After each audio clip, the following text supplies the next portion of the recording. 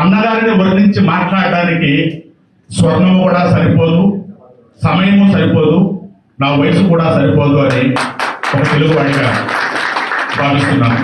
ఎందుకు సరిపోదు అని అంటున్నారు అంటే, ఇంటిలో దేవునికి దండం పెట్టుకుని నిమ్మగూడు నుండి నమ్మకంతో బయలుదేరి చెన్నై వెళ్లి దైవ పాత్రలలో తెర మీద మనకు కనిపించి దేవుడు ఇంతనే కదా అని చెప్పి మన చేత దండాలు పెట్టించుకున్నాడు కాబట్టి నా వయసు సరిపోదు అని చెప్తున్నాను. అన్నగారి యొక్క నటనా ప్రస్థానంలో పౌరాణిక పాత్రలు పురుడు పోసుకుంటే, సాంఘిక పాత్రలు స్వారీ చేస్తే, దైవత్వం పాత్రలు దండలు వేపించుకుంటే, కరుణ పాత్రలు అన్నింటి సముద్రాలను కల్పించాయి. అది అన్నగారి యొక్క నటనా ప్రస్థానం.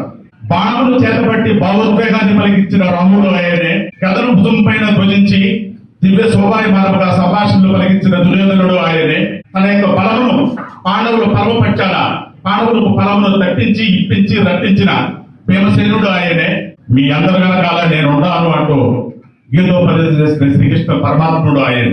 శతకోటి పువ్వుల తోట వాడిపోవచ్చామో కానీ శతాబ్దాలు గడిచినా సరే నందమూరి వారి నటన పాట కొనసాగుతుంది. ఎన్టీఆర్ గురించి తెలుసుకోవాలంటే గూగుల్లో కొట్టడం కాదు మిత్రమా, గుండె లోతులు తట్టితే తెలుస్తుంది ఆ అద్భుత మహానుభావుడు యొక్క అనిర్వచన యొక్క జీవితం.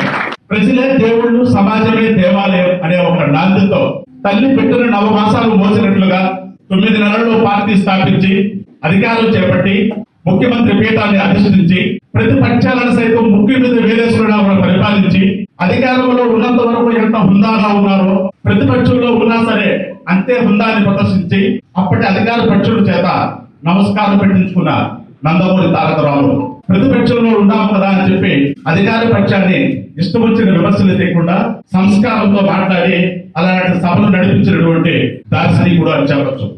విమర్శించడానికి వచ్చిన వాళ్లే వద్దులేరా అనుకుని వినయంతో నమస్కరించి వెనుదిరిగిపోయిన మహానుభావుడే.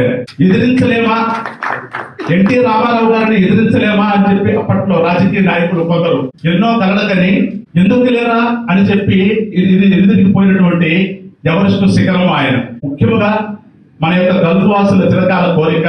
ప్రస్తుతం రన్నింగ్ లో ఉన్నటువంటిది తెలుగుదేశం పార్టీ కాబట్టి ఇక్కడ ఉన్నటువంటి పెద్దలు, అధికార యొక్క పార్టీకి సంబంధించిన ప్రతి ఒక్కరు కూడా ఎంత తోచితే అంత ప్రయత్నం చేసి అతి తక్కువ సమయంలోనే రేణుగుంట ఎయిర్పోర్ట్ ఇంటర్నేషనల్ చేసి మనందరి యొక్క ఇళ్లలో మన కళ్ళల్లో ఆనందాన్ని నింపాలి అని నింపుతారు అని నేను కూడా కొన్ని వీడియోలు చేసిన టిక్టాక్ లో వాటిలో వీటిలో నా వంతు ప్రయత్నం అది మాత్రమే చేస్తున్నాను.